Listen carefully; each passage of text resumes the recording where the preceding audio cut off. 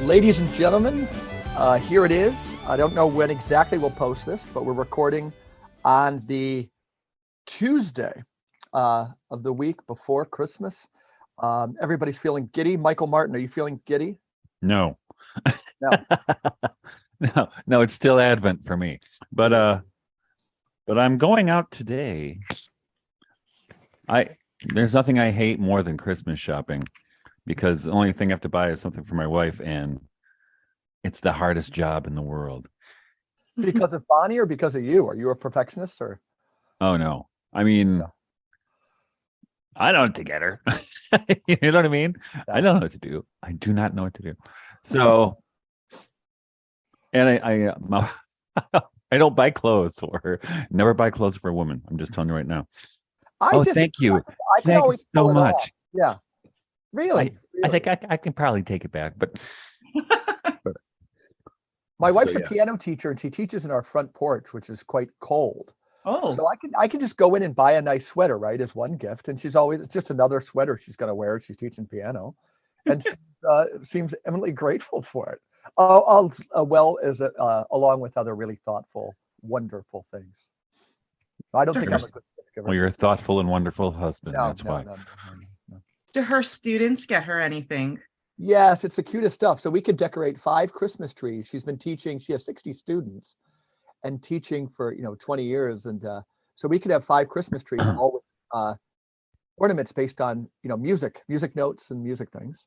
Oh, I was wondering if they got her like scarves or hats. Oh no, people have been yes, that too. When she began teaching, they'd call her Mrs. Sauter. Now it's kind of Mrs. Amy. So some of the mugs or things she might get, have to see the evolution of those, but it's delightful. And she just had her Christmas recital on 2 days ago on Sunday. There's a little Methodist church across the street from us, and we just kind of use it. And the kids play the carols, and when they're open to it, then the people can sing along too. So every year there's a number where the people are invited to sing along. Yep. Nice. Yep. Good, honest fun. So Tara, our listeners heard your voice, especially if they're listening on the podcast and not the YouTube, and a very familiar voice, a very familiar face, a friend to Michael and I, and grateful to have you in this week before Christmas, because we're just going to talk about things like Christmas. This is our first ever Christmas regeneration podcast episode. Thank you. I'm so excited to talk about Christmas, because it's it's such a huge part of our culture, and yet we talk so much about the busyness. Yeah. So talking about Christmas itself is always a pleasure. And you're happy to share with the listeners too that you're expecting, Yes, I'm happy to share with my listeners. I'm expecting another baby right around late March. And to distract myself from Braxton Hicks contractions, I am doing a little Christmas crocheting. So, I like the technique there. I just had to write a bulletin column for our church bulletin, and a wonderful lady who's worked for 39 years, she's retiring in the first week of January. And I was mentioning how, during Christmas, we think of expecting the baby. And I've seen this in some Waldorf literature too, but like our culture needs more language surrounding, what do we expect of people in their teens? What do we expect of maturity? And then the biggest one is post-retirement. Does our culture have any expectations for people, or are they, just sent out to pasture and so forth, right? And I think, this Christmas season of expectation, we should be aware of all those births that we're expected to do. Thomas Merton has an essay where he at least started to rudimentarily outline what's called of us, when we get older. But that's a tricky stage. So I was thinking, even in the Christmas season, we can be thinking about those expectations. I'm 54 or 55, I really don't know. And that we all have expectations too. Yes. I mean, and that's, as I recently wrote in my blog, so Advent is typically a difficult time, spiritually, I think. And we talked about this a little bit last time. And it's an expectation. I mean, that's the theme of Advent, right? Mm-hmm. And so actually we did a kind of a cool thing yesterday. with one of our former guests, Mary Jo Aresti. She came over. So there's a bit of a story of this. So I mentioned when I was training as a Waldorf teacher, and I would work with Mary Jo, who does curative work or extra lesson stuff, they call it, in a Waldorf school. And she was really excited because she had this new thing, this new therapy. She wanted to see how it was a little bit more, it was a little bit involved, and she wanted to test it out on me. Wow. And she got it from the Camp Hill movement. I know it well. It's a beautiful movement. And it's called the Madonna sequence. But Mary Jo always calls it the Madonna treatment. And what it is, it's really beautiful. And so what it is, it's a kind of contemplative experience using music, usually a lyre or something, and cultivating a mood of reverence, like we talked about, where a sequence of images of Renaissance Madonnas comes, is before the viewer, and there's no talking or anything. There's no explanation. You just experience this, and it starts with the Sistine Madonna, goes through several of Raphael's, and one of the one painting that is not a Madonna is Raphael's Transfiguration. I can't picture it right now. So the cool thing was, so it's a therapeutic process. So the way it happens is, and she did this at home here with the kids, because she's basically a member of the family. So I told her last summer when I was doing a drop off for the CSA, which she belongs to, I said, you got to come over and do the Madonna treatment. The kids need that. And I said, we should do it in Advent. And so she came over yesterday, and my kids are pretty, especially my two youngest, are pretty rambunctious. 12-year-old boy, right? That's why people don't want to teach sixth grade, because 12-year-old boys inhabit sixth grade, and they're little mouthy buggers. But anyway, so three of my kids, even my daughter who's 19, and on Mondays and Thursdays, Bonnie also tutors, like in a hedge school form, her niece and nephew. So they were here, and they're like 8 and 11 or something. So what started with this Madonna treatment is she had the kids in our parlor, which is a big open space, and they were standing in like a 5-pointed star. And she did some movement things, eurythmy, using bean bags to get them accustomed to their peripheral vision, and doing and coordination. And then they were throwing bean bags. They'd got 3 going at the one time, throwing in a 5-pointed star pattern. Then we went into the kitchen, which is another large room, and the kids sat at the table, and she had them use red and blue block crayons, and she showed them a picture that she had drawn of a rose surrounded by blue, and she said, I just want you to do this. You don't have to do it. Doesn't have to be like mine. It could be like anything, but I'll like you to draw that. And they all did it. Drew this rose with the blue surrounding it. I mean, it's this perfect Goethean color theory, right? Where the red comes toward you and the blue is embracing, right? Just like in images of the Madonna. And so after they did that, there was a candle lit in the kitchen, and I was playing a little Kinderlyre we have, and Mary Jo showed the sequence of the images. Gave it about 30 seconds per image. There's 13 of them, 15 of them. And it was amazing how the energy in the room just mellowed out. It was just, there was such a feeling of reverence. None of the kids were goofing around. Even the dog fell asleep. And it was and it ended, and the kids were quiet for 3 minutes. And you really felt something sacred had happened, which was the ultimate thing going into well, it'll be inhabiting this space of Advent and anticipating the birth of Christ this Sunday.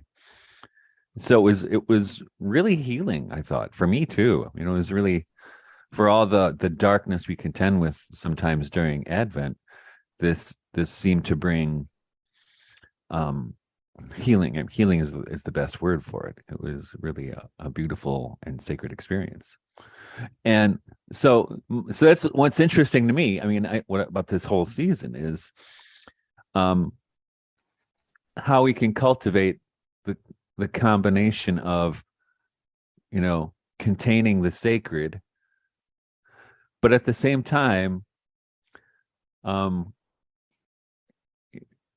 know, doing true conviviality and carnival, even, right, where you celebrate, right? So, and I think that's an important, but that's especially, you know, for us, that's what happens during the 12 days of Christmas, really cultivating the celebratory aspects of the season, whereas Advent is more, you know, if you like when we talked to Matthew Milliner, you know, the readings during Lent, especially the traditional readings in the Roman Catholic Church and in the Anglican Church, which still maintains them, all about John the Baptist in preparation, right? It's intense stuff, right? It's intense stuff, but it's also, you know, reifies this mood of expectation. I think it's important. Mm-hmm.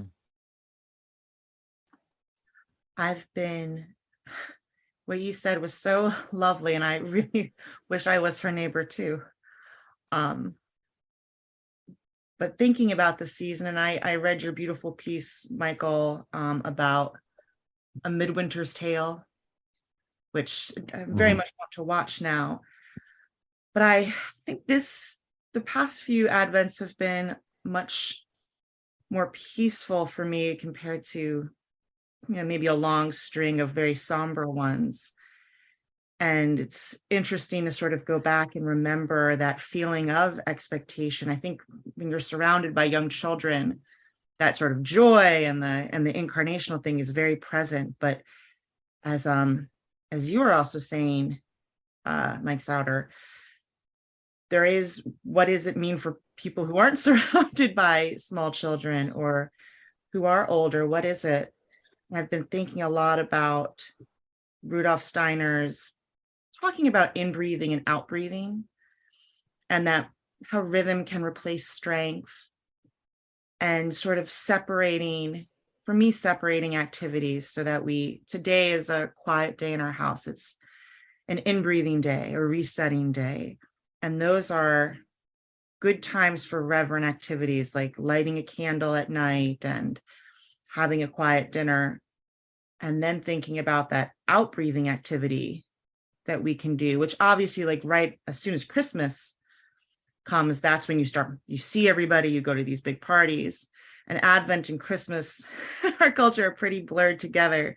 So by the time Christmas comes, you've already expelled so much energy that you kind of retreat, and trying to sort out that rhythm again is an interesting process.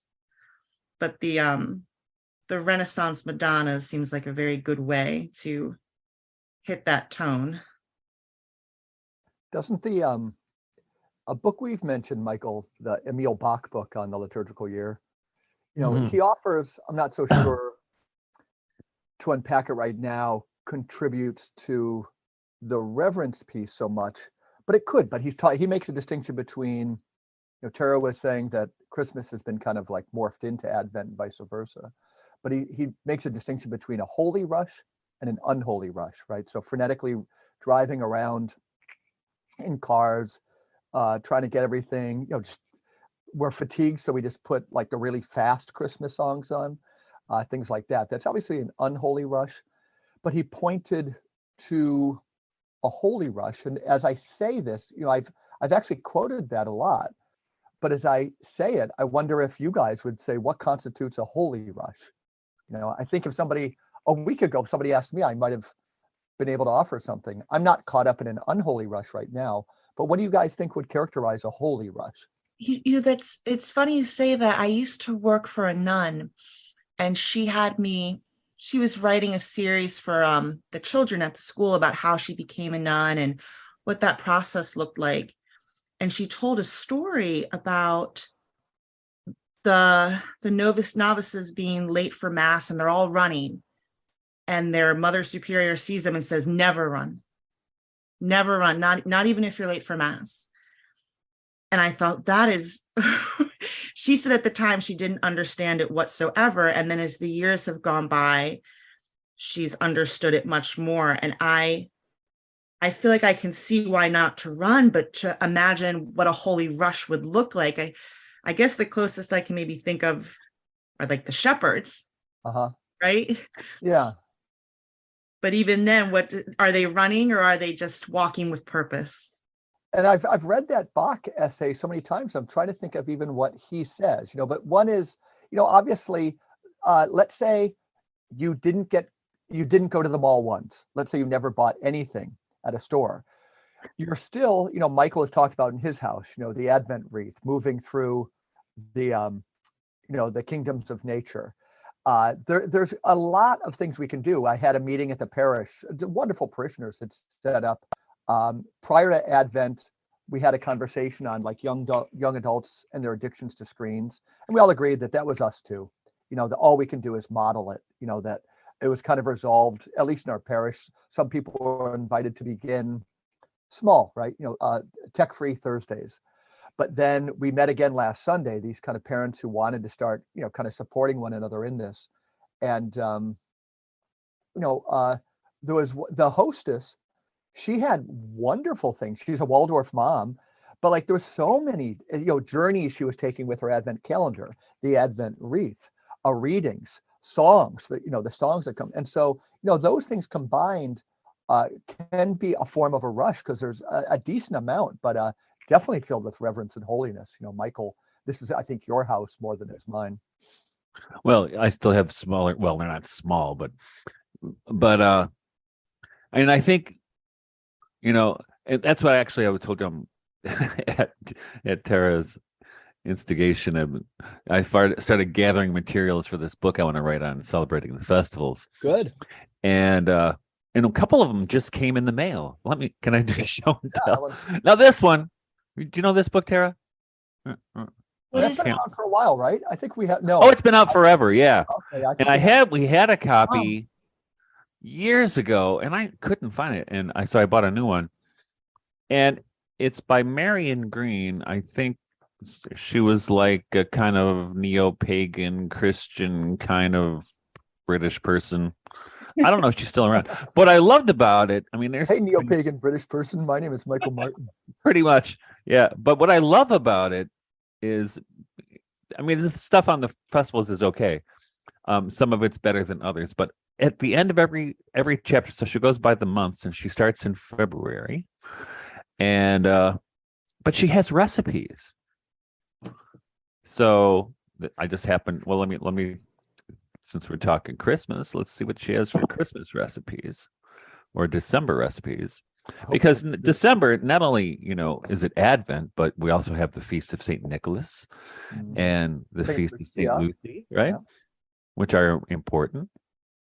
So here are her recipes for December. Jugged hare is one of them. How about that? What is it? It's hare. It's one hare or so rabbit. Cooked in bacon and red wine and butter. Oh my God. I already love this. We haven't had and then she has a red cabbage dish, which is red cabbage and apples and vinegar, which we've had that before. It's good. Then this stuff called Glühwein, which is a German drink served hot and is ideal for winter parties. So it's got red wine, brandy, orange juice, lemons, cloves, and cinnamon. How about that? Or brandy snap. So it's not just for kids in this book. And actually, I think, I'd have to look, I think in the May section, she has a recipe for,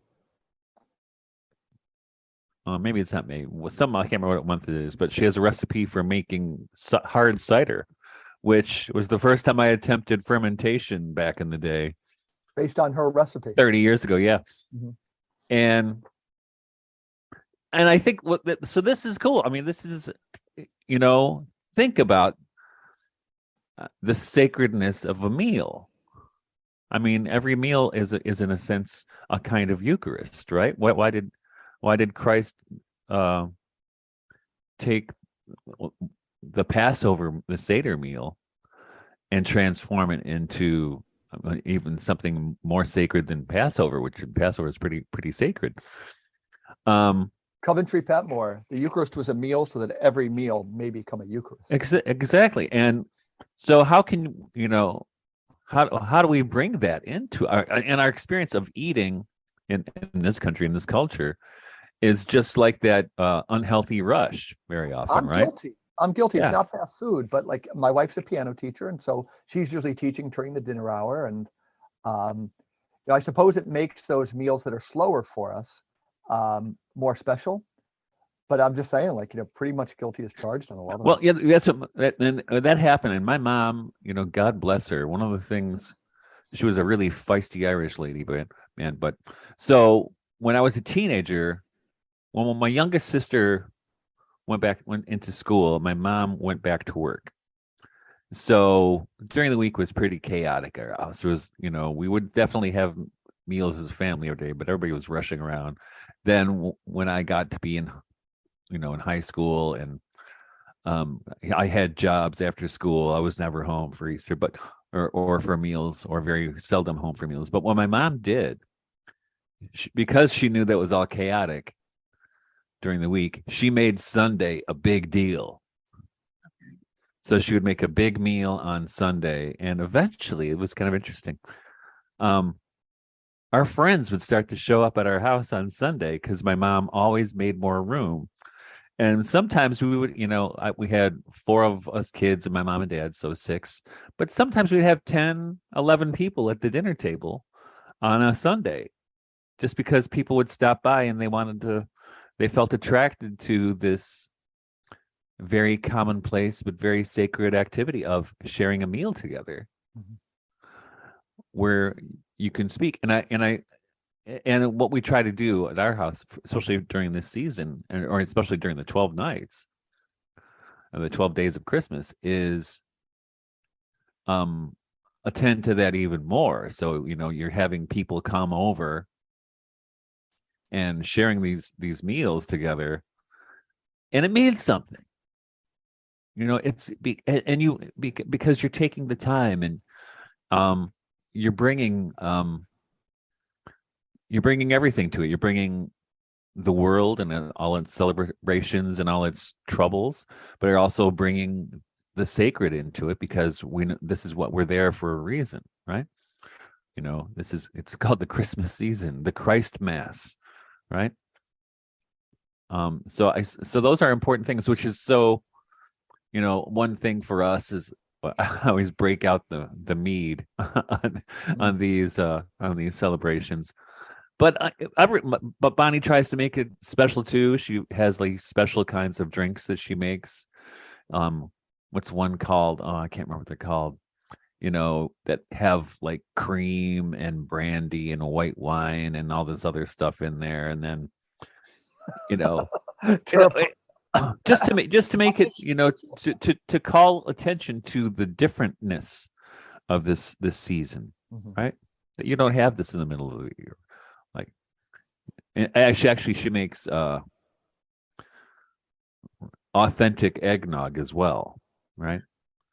A lot of separating of eggs on that one. Separating eggs, and we have lots of cream. So we now have a new, we have our classic eggnog store bought, which I've always enjoyed, but we have a new kind of upscale dairy in the Rochester area, Pittsford Dairy, and it's really high-end eggnog. And boy, it's a different beast entirely. It is.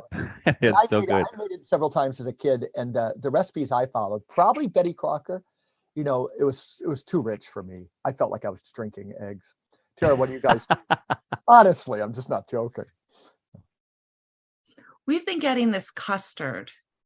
It's the stores around us offer an old-fashioned custard only in December, and the children love it, and we love it. What does it look like? Is something you would scoop into a bowl? Because we have a frozen custard here, and I know it's no. It looks like a cream. Yeah. Like it's in the same sort of glass jars you would buy cream for, or half and half. Okay. But it's thick and it has a mild spice. But I haven't made anything like eggnog and stuff until the kids are a little older and maybe they have more advanced palates. Yeah. So how do you serve that custard? Oh, in cups for the kids. Nothing Yeah. too Okay. special Yeah, right yeah, now. yeah.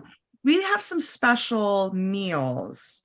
I mean, we have a lot of special meals around this time. But the custard is sort of just like every day, like every few days, like it's Advent, you can have something special. Yeah. As long as it's in the store. Uh-huh. So I'm really thinking about this holy rush and unholy rush. And I love the story of the Christmas dinner, but of your Sunday dinners, Michael, but I'm thinking about your mom in the kitchen and moving around, and I'm not seeing it as like, maybe I'm getting caught on the word rush and confusing it with busyness. And it's so difficult for me to imagine busyness being holy. Mm-hmm. I think maybe I live in a culture of people who love paperwork too much.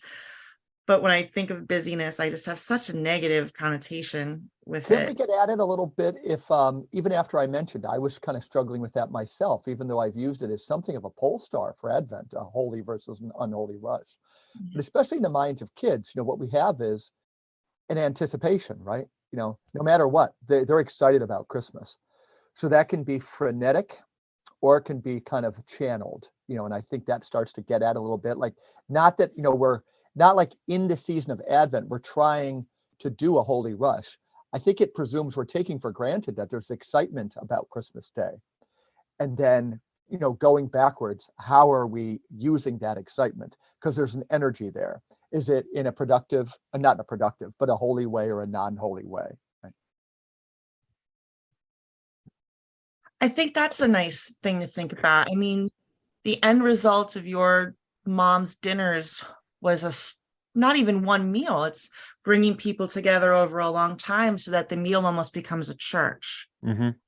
And what I think of is so much of the busyness of the season, the unnecessary busyness, is that people just kind of scatter and they're glutted and they go home and they fall asleep and they watch TV. And in January, they're not refreshed. They're exhausted. No. Like, exactly. You have the story of anybody with a January birthday is so sad because everyone is sick of being together. They don't want to be together. They want to detox and they want to try out a diet. And I love the new year and starting over and thinking about new things to do. But I hate that idea of Christmas not renewing you, of not feeling like the past few years, I'm so excited for 12th night and then I'm excited for Candlemas and I'm really excited for Lent. And the whole culture seems to be, they're tapped out. They're done.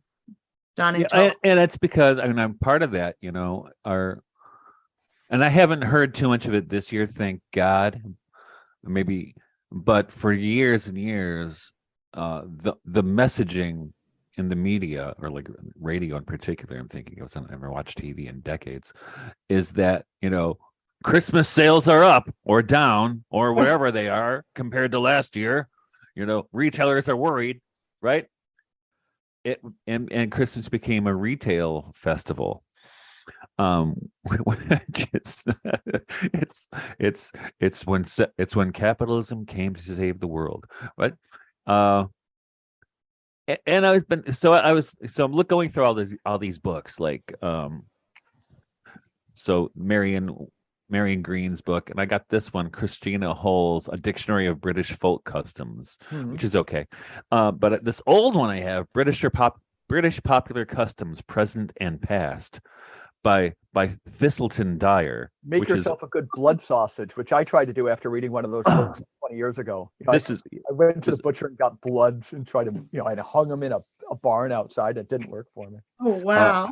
Yeah. Published in 1876 originally.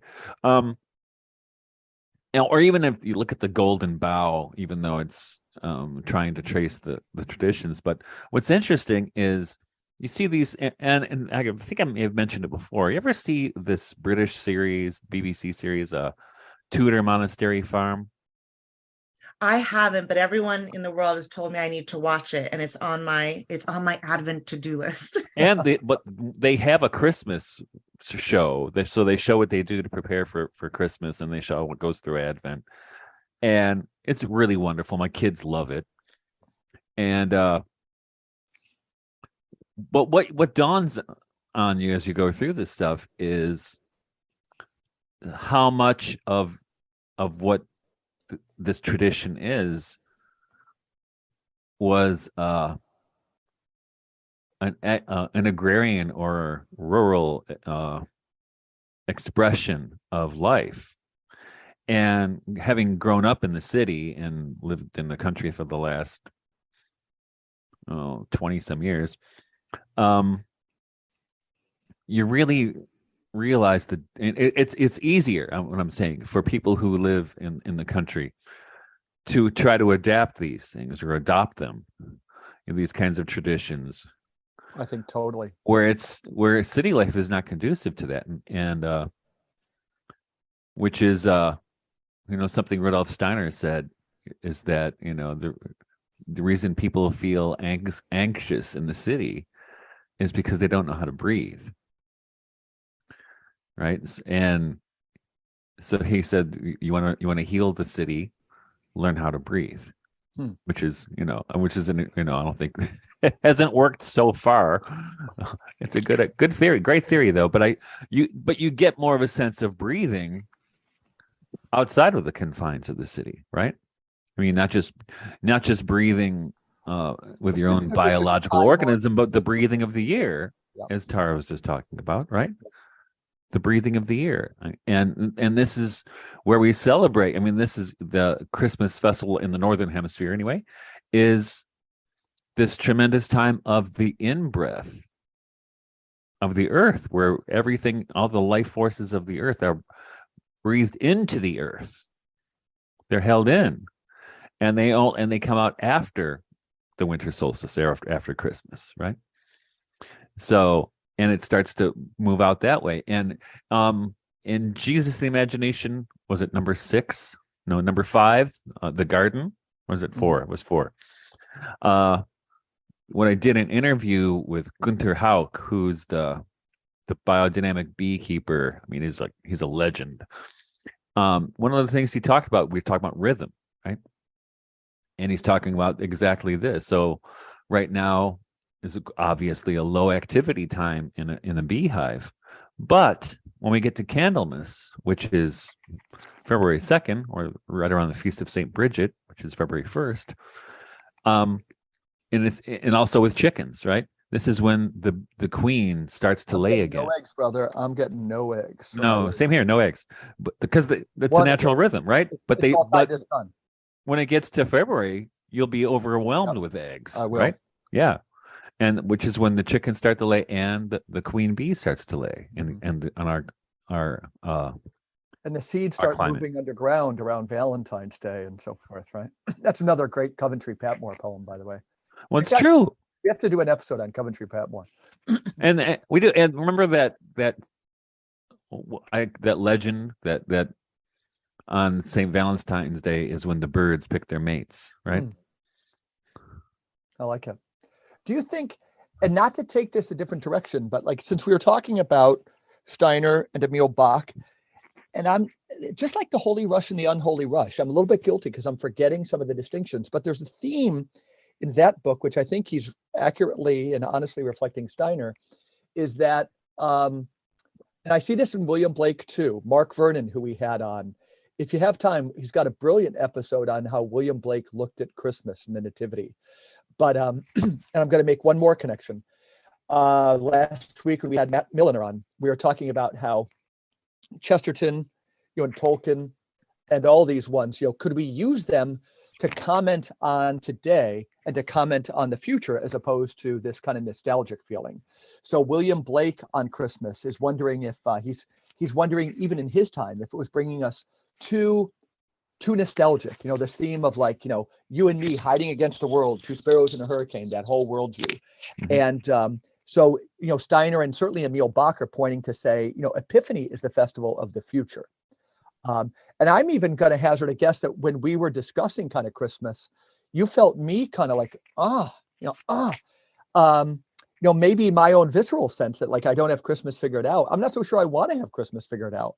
That it is, at the very least, Christmas, and I'm not using pejoratively the word backward here, but Christmas, when we think of the mother and the Christ child in the manger, it's backward looking. Epiphany is looking kind of forward to the future. And right now we see not only society, but like the world going to hell in a handbasket. And the notion of kind of taking refuge in nostalgia, taking refuge in is a real danger at this time. I was just reading an excellent book by this Gerald Hurd that our friend Guido Preparata put me onto. He was one of these guys who was hanging around with Huxley and Alan Watts out in California. This guy strikes me as the best of the best, a real genius. But he maybe the most eloquent diagnostician of the temperament of going backwards versus the pushing through to the future, and how we might have to reconsider like how we pray and look at the festivals versus whether at this point, because the temptation is so real to go back, this thing we're teasing all the time, Michael, with a certain view of Tolkien and Chesterton and so forth. Mm-hmm. But you think, Michael, let me kind of say to you or Tara too, am I accurately kind of reflecting Steiner, that they thought like over time we would take more of an epiphany minded spirituality at this time of year? I don't recall that. Yeah. I know it's there in the Bach book. Yeah. But Steiner makes a big deal about Christmas. I mean, at the Christmas conference is when he dedicated the first Goetheanum. Mm-hmm. And I don't have it available to me, but there's this one. So when I was a Waldorf teacher, one of the things we used to do, and I don't think they do anymore, is we would put on these Oberrufer, which is an island in the Danube, I think. They had these plays that they had been preserved, like in the age of the Brothers Grimm. And one was the Shepherd's Play. And we would always do this one for the students, and the teachers would not tell the kids. We always said, I have a dentist appointment today. You don't, you're going to be in that play. No, my teeth hurt. So, and then we'd be in the play, and it was riotous fun. But it was also, it was very sacred, about meditation upon the incarnation. And as we mentioned, the Holy Rush, where the shepherds rush to Bethlehem to see the child, right? And of course, a little aside. So one year we did the Shepherd's Play, and I played the oldest shepherd, Crispin, and Mary Jo was the Virgin Mary. Huh. And so at the end, we have to dance around the shepherds, and I was dancing. I had a particular vibe going, and I made the Virgin Mary laugh on stage, but she broke character. Or did she? But so we would do that, we'd have this, and it was a riotous fun, really riotous fun, very, exuberant and sacred at the same time. But then sometimes we would also do the Three Kings play, which is from the same island, which is we would not do for the younger children, because you don't want to, you don't want to talk about the slaughter of the innocents to little kids, right? So we would do it for the older children, and we would do it for the community as well, right? But going back to your point about nostalgia, I mean, so I think what's wonderful about Steiner, and what I really kind of, this atmosphere I kind of live in, is how to not slip into the past, not to do the Tolkien or even medieval cosplay, and this is what Steiner was doing: how to meet the future, but not to lose what's sacred about the past at the same time, right? Because we live in a culture that wants to destroy the past, destroy history, destroy the church, destroy any kind of cultural memory at all. So how do we maintain this cultural memory but still move into the future? And as your point about Epiphany, Mike, I think it's important that it does move to the future. But the thing is, the proper way to celebrate Christmas is through the 12 nights, the 12 days of Christmas.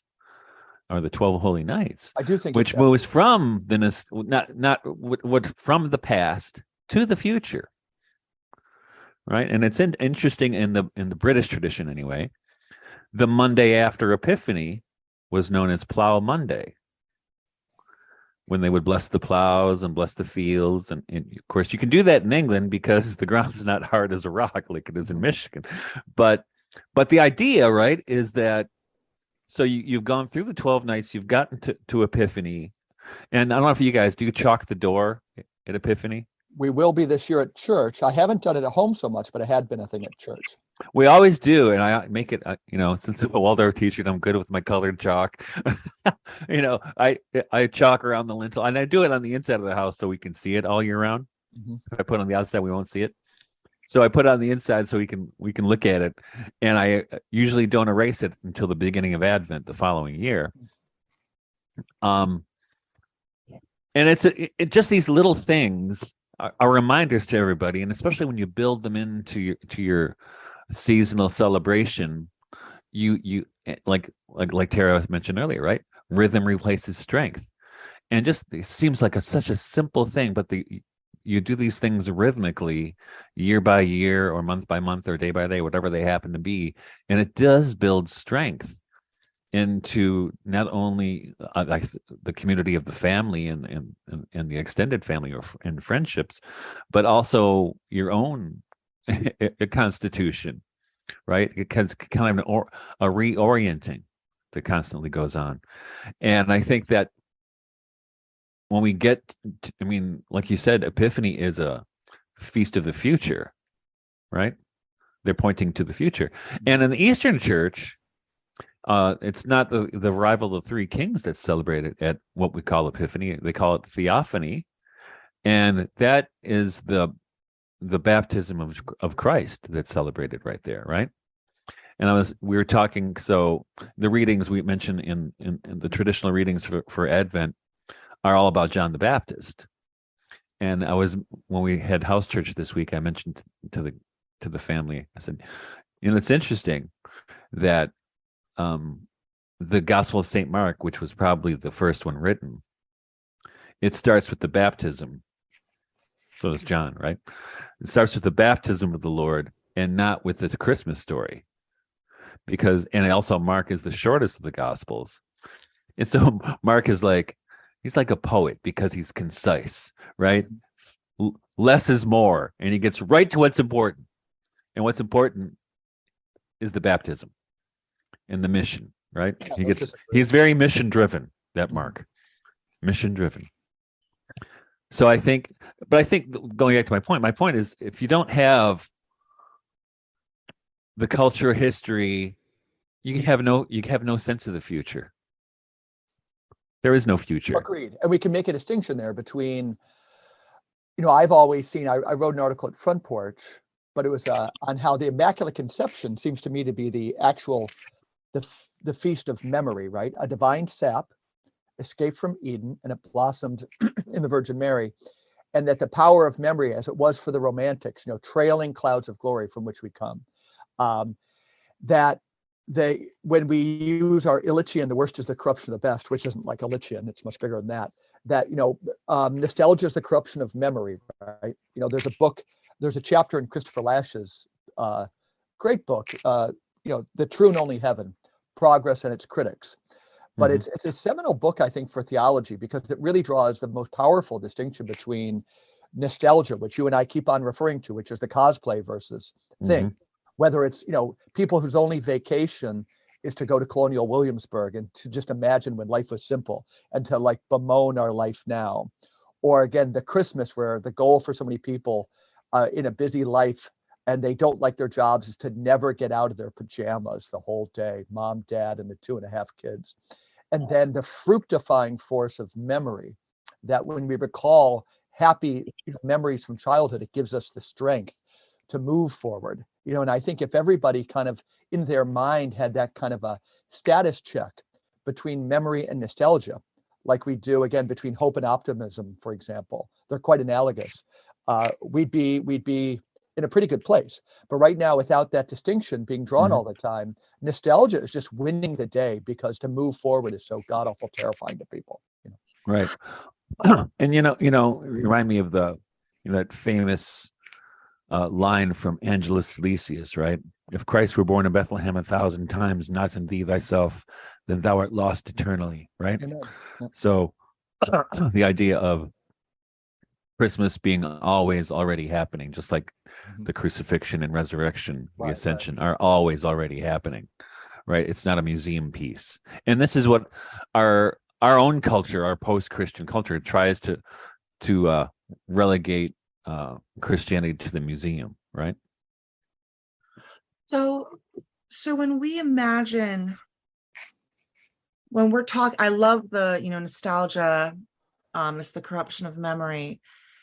And I was thinking the other day about how many people I know who are caught up in the city, not the rural life, and how many of them still hang on to Christmas as being something very important to them. And yet they don't dare go near the old pagan myths, the old solstice traditions. It's something completely sentimental, and they themselves bemoan the consumerism of it, but won't let go of it. And they seem to want to make something different of it, or at least preserve something without understanding it. And I wonder, what does it mean to redeem Christmas for people who sort of dwell in the machine, who don't really have access to rural culture, some of the poorer people? I mean, for them, it seems to become very didactic and more moralistic.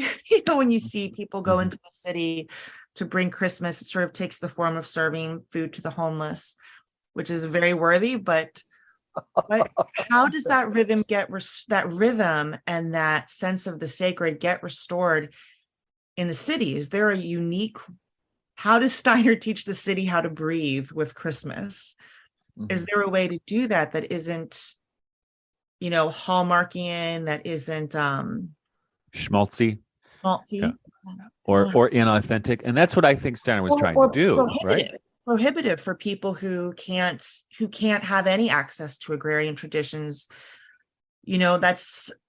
I love these festival books. I collect them, and they're wonderful, but there's also the difficulty that sometimes things can seem so expensive to replicate, or especially when you're just starting out. So, well, and so here's what I noticed. So when I was at the Waldorf School, it happened. The cultivation of that sacred mood was a big part of it, right?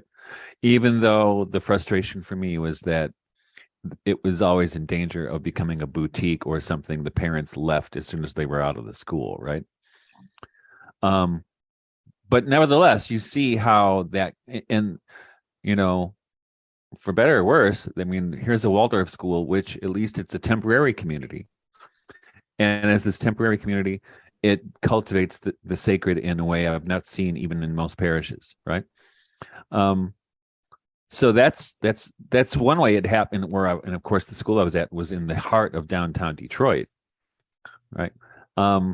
So you can see it happen there.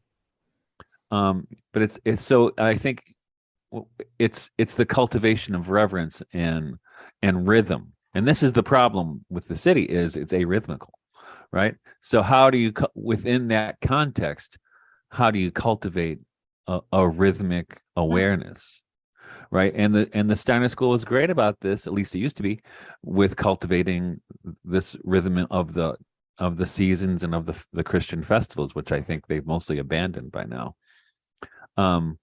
which is grounding. And as we all know, those Christian festivals have a venerable connection to the agricultural cycle, which I think was what I was already interested in that even before I became a Waldorf teacher, and that just kind of proved how it works to me. And this is in the city, right? So, and then it takes the thing is, what I've noticed, it takes a little effort at first. It feels daunting and impossible until you do it. then it's easy to do it after that, because you establish a rhythm, and you establish this rhythm. It's in your etheric body, it's in your astral body, and because of it's there, it's in your ego, so you can bring something to it. But breaking into that is really hard, right? To start something and to do, and the thing is, you can do it one time, but if you don't do it a second time or a third time, it was just this thing. But once you do it 2 or 3 times, it becomes part of the rhythm, and it carries itself. I remember the day my wife and I came back from our honeymoon. It was the first meal we were going to have together, and I can still remember like whether prayer was going to be a thing. She made tuna casserole, and I always wonder, like, momentous decisions are made at the oddest of times. That we could have prayed before the meal, or we could have. I don't think her family was praying at meals at that time. I grew up with it. I didn't pray when I was on my own eating or anything, but we sat down, and she was not Catholic at that point, and staring at a Corning dish. God bless the local company, Corning, filled with tuna casserole. I just made the sign of the cross and said a prayer. But like, if it didn't take place that first day, and this is very much to your point, Michael, things can get lost too. Mm-hmm. That it's just the rhythm. And so you mentioned having people come over to your house on those Sundays. I mentioned that, like, when we do eat as a family kind of all the time, it's not as slow as we'd want. And again, some kids would miss, they'd have sports practice. But when all the neighbors who've been at our house, that's the thing they all crack up at, and they love it, is that they all know our prayer at the beginning of meal. That is so countercultural now. And then kind of one other small thing is that when we talk about the city and the agricultural rhythms of the rural countryside, I'm not so sure it moves things forward. But in reading Oswald Spengler, when he talks about the decline of any civilization, some of his check marks include a fake intellectualism that emanates from the cities. Check. Cities Check. Yeah. Oh my God. Yeah. Cities that are parasitical on the countryside. Check. Right. But also just a divorce, not an understanding. So if we worked through these, all young people, right, especially in Rochester, our public markets are booming nowadays. So there's a great hunger. And right now, we tend to see cities that are divorced from the countryside. And some fatalists would think we're destined to go all the way to the decline of the West. But Steiner himself reviewed Oswald Spengler's Decline of the West, and he wasn't cheesily optimistic. Again, here's another one: optimism versus hope, nostalgia versus memory. That we're always trying to rebuild, but one of those things we can do is support. Now, it's not the same thing as saying farmers markets, but like when we see young people and they're so hungry to see that, just to name it and to say they're doing the work of regeneration by going to the farmers markets and talking to those people. They're doing something equally as important or more important than us talking about this. But once cities weren't always this way, in a sense, they're not ontologically separate. Yeah. And that's, well, it's the pathology of our age, right? And so now, instead of the cities, now we have, social media and the internet, which can become the new, right? They were calling it Twitter, right? It's the public square. Right. Well, it's not. I mean, it's a weird thing, but it's not really a public square. I get you, it's a public forum, perhaps, but it's not the public square. You've got some comments on that, Tara. Oh yeah, no, it never sleeps. It's the ultimate arrhythm. She's the best at Twitter. I mean, sorry. No, I mean, it's, if the city is arrhythmical, like social media is anti anything. It's just always on. It's a machine. Yeah. What was this book? Oh, Jonathan something 24/7. Did you read this book? Oh yes. What's his last name? Begins with a C. It's escaping me, but that's fantastic. I have it someplace in the house. I have it over there somewhere. Yes. Yeah. But it's really, and that's one of the things he nailed, is that it's the triumph of the World Economic Forum model of how things are, right? Right, which is talk about arrhythmical. Those cats are pretty arrhythmical. I'm not even sure they're human, but so to pull it back in. So how will you spend these holy nights, these 12 days of Christmas? I'll speak first because mine is probably the least developed, but it's fine. That we'll I have work in the church, and so on Christmas Eve, I'll let people know too that like in our county south of Rochester, apart from the Trappist monastery, I don't think there's a single midnight mass in the whole. Really? Yep. And are these things we just kind of take at face value or not? I don't know. Anyhow, a family will come into town. We'll go to mass on Christmas Eve. If there's running the parish, I might have to run out for one Christmas Day. Then we have one of our son-in-law who's coming. This will be his first time at our house. So last year, they've been married for 2 years. They went to his family's house. He was shocked that we'll go to 2 different places on Christmas. We'll wake up at our house, go to my wife's mom's house, and then not too far, my brother's place. And they're pretty active. And I think he's always, at least from my daughter, saying that he just always Christmas. He lives in South Carolina. You just woke up and again, not staying in pajamas, but the whole goal was you didn't move that day. And we'll go to 2 places. And then the nights themselves, because I've worked for the church, really low key work weeks, that we do have a nice rhythm. But this year we're going on New Year's Day. My wife's great grandmother, her family has longevity, but her great grandmother, this one only is turning 100. Another one that was 107 just died the other year. But we're going to a birthday party near Columbus, Ohio. And that seems like a great thing to do on New Year's Day too. And the way that our own family, our celebrations within our family, like birthdays, color those days, I always find to be beautiful. They give them different intonations that are very well received by me. Otherwise, they can feel kind of too rootinous. Mm-hmm. I think we are going to have a quiet Christmas Eve here. Mass Friday, Christmas. I'm sorry, Christmas is Sunday. Church and go see some family. Most of that week it's a special week for me because it's one of the last times I'll get to have all my kids home during the day without the baby around. So I've sort of planned out some different crafts and activities to work on with the older children. Just each day to have you have a very unoriginal name for it, just special time. But they're going to each have special time with mom and dad and work on different activities. My daughters are really into myths right now. So we'll probably talk about Irish myth and Norse myth every day. And I'm going to try to teach my children how to crochet. And I think every night we really like having, during the year we like having this, but there's so many activities. So I just every single night having a candle on the table, the lights kind of low, and having a quiet, peaceful dinner. I've planned all my menus and I'm really excited about that. Every other woman listening to you, Tara, is so jealous. I think if my wife heard you say, you planned all the menus, and my wife adores you. She's listened to every time you're on. Oh, I hope I get to meet her one day. It's astounding. I planned all your menus for that week. That's well, great. I'm not teaching piano lessons every day. But you're deliberate, and it's great. It's great. So be intentional, and I think my good deed is going to try to be talking to everyone I can about celebrating 12th night. We have a guest one night, and last year we did, and people were like, "What?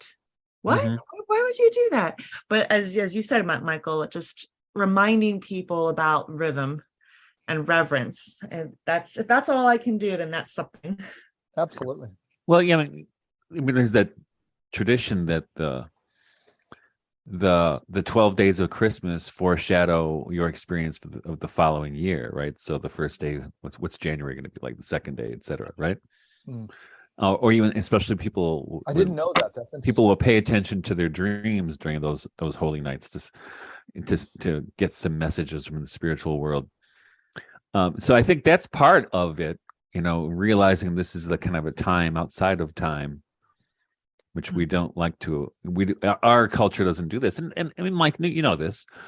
Growing up in the Catholic Church, I remember I had heard about the 12, the song on the 12 days of Christmas, right? And you're like, what do you mean 12 days? It's like, Christmas Eve, Christmas Day, then the tree comes down. Yeah. Right. 12, and I would ask my mom, I said, how come we don't do anything for Epiphany? Because we just don't do, people don't do that. Well, and also the Catholic Church was so tied to the Catholic school system, right? And we had a break. Yeah. If Catholic schools were in operation, I just know we took our cues, so May Day was big for us. John the Baptist, obviously it's completely non-existent, but I think it's because the Catholic school system said which feasts were important, because you did it kind of around the school. The parish was even run kind of by the school, but yes, your recollection is 100% my own too. Yeah. So, which is wrong. I mean, it's been co-opted by industrialization and capitalism in a way, get back to work, which is, this is what happened during the Protestant Reformation in England, right? Where the Puritans outlawed Christmas. And we've seen not only in the Protestant Reformation, but in the Counter-Reformation and Vatican II, the diminishment of the saints' days. And even the diminishment of the numbers of saints, right? Sorry, St. Christopher. You no longer can carry the Christ. You don't exist. I do too. Yeah. But he's going to have to get across the river on his own. Yeah, that's right. Jesus is going to have to pay. So those kinds of things. So, and I remember you just intuitively knew as a kid that something was really wrong, that we don't do these 12 days of Christmas. And how come? And like you said, Tara, we decided some years ago we're doing 12th night. That's just all there is to it. Mm-hmm. We're doing it. So we do the bean cakes. We do two. That way, one of the women or girls and one of the men or boys can each be king and queen. And so we do that, and we actually go out and we sing to the apple trees. We wassail the trees. I thought that's one of the things Bonnie makes. I remember the other thing she makes is called syllabub. That's the one with cream. And then she makes wassail and that wassail is basically apple cider and wine and brandy or something. It's with fruit in it. It's kind of nice. I mean, you can also make a non-alcoholic version for children. Yeah. And that they like it. So we go out and sing to the trees. Here we come, a wassailing, right? And we also will often read poetry. In fact, last year, the year before? Because one person I always invite for 12th night, and they usually come, is Jonathan Geltner, whom we interviewed a few weeks ago, and his wife Katie and their two kids. And I always tell John, bring a poem.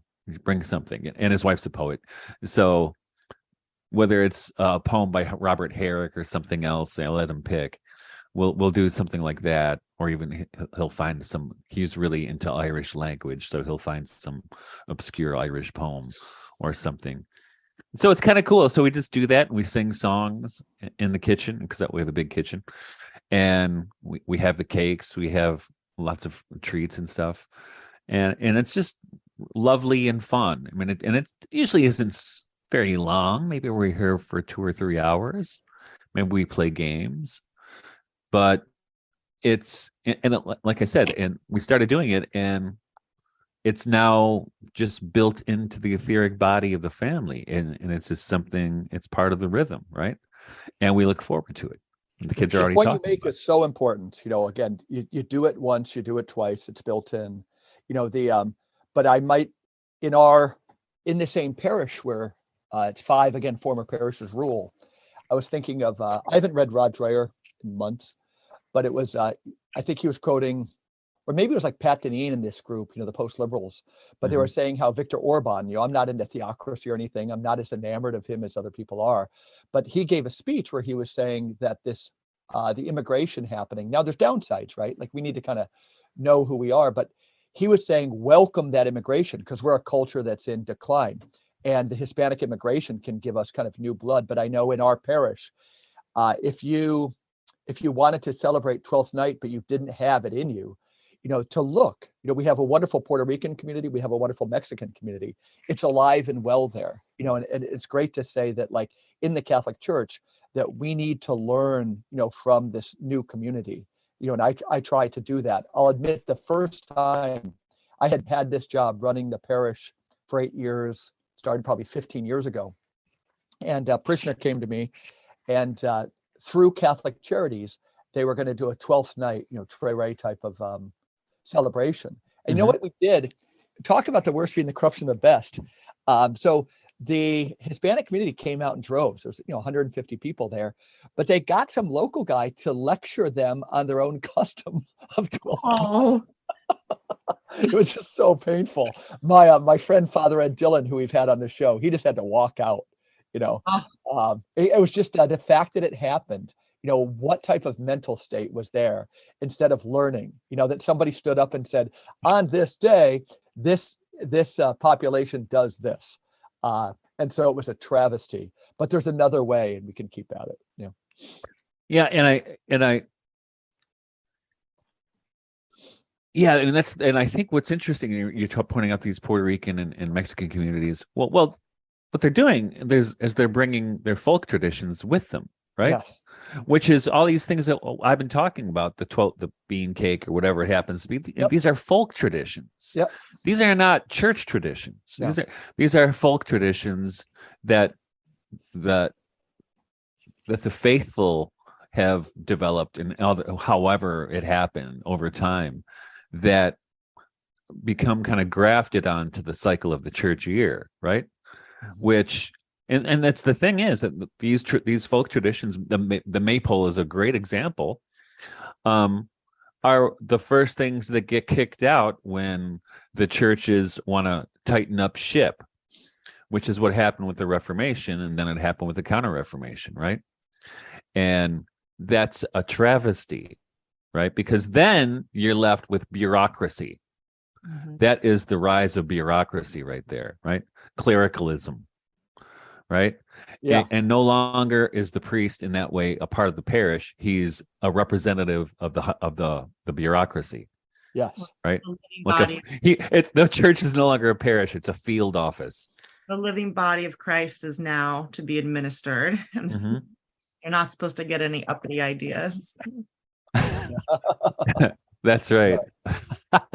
I'm sorry, I'm a little cynical about telling people that they're not to look for this Holy Spirit in the world. Yeah. Great. So we hear anything else, Tara, Michael? I'm just thinking. I'm thinking about all the stuff we're going to eat. Yeah. Because we're doing Christmas either on Christmas Day or the day after. I have to tell Bonnie, I think we should have the goose on Christmas Day and have the leg of lamb on the day Wow. after. Yeah. Because I think there's more meat on the leg of lamb, Okay. and we'll have more people on that day. If I could recommend anything else to anyone, it would be, it's such a good week to find something special to read, to sort of set the tone for the coming year. And I'm reading some Grail Quest stories right now. Nice. I think thinking about the excitement of Christmas as kind of a quest, like the quest of God to come to the world and incarnate, and the quest of Mary and Joseph to get to Bethlehem, and then all the other quests that follow. Mm-hmm. I just think it's a good week to not drown in the schmaltz, but to look at the incarnation as this very exciting thing that happened, and it should be, thinking about it should regenerate our souls for the years to come. I bought all of Beautiful. my 4 kids, 2 of whom are married, a third is engaged, and the fourth. But and we'll have the author on sometime. I once had a wild correspondence with him, but I've mentioned it before. His name is Peter Beagle, and he wrote a Peter Beagle. yeah. Oh, I I got love a great- him. I had a brief. So the message- Last Unicorn, the Last Unicorn is one of the most brilliant books ever written. It's one of my favorite stories ever. I've read it a million Yeah. times. I can quote the whole movie line for line. The movie is great, and then it's just something, because you can't say the movie is anything other than great, but then you read the book and you just the realize book is Yeah. fantastic. it's Tolkien-esque in its ability to kind of hold this kind of line between the world and so forth. But so I bought all 4 of my kids a copy of that. So for their next generation, I hope. Nice. Again, it's magical, right? For that. So we'll have Peter Beagle on sometime, Michael. You'll have to read the book. I will have to read the book. Yeah, it's sociological in the extreme. It all plays with memory and just all the themes you would resonate with. So I'm gonna write that down. Yeah. I wrote a silly review of it on Goodreads once when I was very young, but it was very positive. And his manager reached out to me. Connor Cochran. They had a big lawsuit falling out. They loved it, but I really need you to have him on the show because I need to hear about this correspondence and what he likes. He was fleeced like my hero Stephen Vincent. He was fleeced for most of the royalties from a lot of his. Was he? Yeah, and the follow-up to The Last Unicorn called Two Hearts that won the Hugo Award for the best short piece of fantasy. And I don't read much fantasy, but the long story short, I just had some college kids and I noticed the ones that kind of seem to be genius and might have a religious vocation or a real mystical bent. One thing they had in common is they have all been wildly influenced by the movie The Last Unicorn as children. Oh. So I wrote to Peter Beagle thinking he was it would be like writing to Tolkien or something. He was too far removed. And I wrote to his publisher saying some of the themes I saw in the book and wondering if he could send us a poster because I was going to start a Last Unicorn Club as a subset of the Newman community at the college. And I got an email back that just said, Mr. Beagle is desperate to speak with you because the themes I saw in The Last Unicorn, he just resonated. So then I asked him, Tara, about the butterfly sequence. Like, what the hell is going on with this scene? It was just a brilliant correspondence. Anyhow, so again, that's for anybody. If you're looking to get a book that can, if you love Tolkien and you've read it so many times and you want something shorter, this thing is right up there. So here we are. And Michael, your screen looks frozen to Tara and I. Can you hear us? Wow, maybe not. It does look frozen. Yes. Yeah. Maybe he went to cook the goose or something. But he raced out to get the Peter Beagle book. Yeah. Maybe he's reading it right now. I'll send him a copy, Mike. You didn't have to leave the freaking podcast. It's not that expensive, bro. Well, anyhow, Tara, it's been great seeing you. You're expecting a child, you say, due sometime in March, and I ask our listeners, those of the praying sort, to keep you in prayer, as I will during this time. Thank you. Yep. And so have a wonderful Christmas season, and we'll catch you on the flip side sometime, Tara. Okay. Thank you so much. You too, Mike. Yep. And thank you for everybody for listening. Yeah. We'll miss Michael here. Thank you for listening to the Regeneration Podcast. We'll see you again maybe in 2 weeks. I haven't talked to my co-host Michael to see if we're gonna take the week off or not. He just said, I got a text from him saying the internet went out. Love you, brother. Merry Christmas. See you, Tara.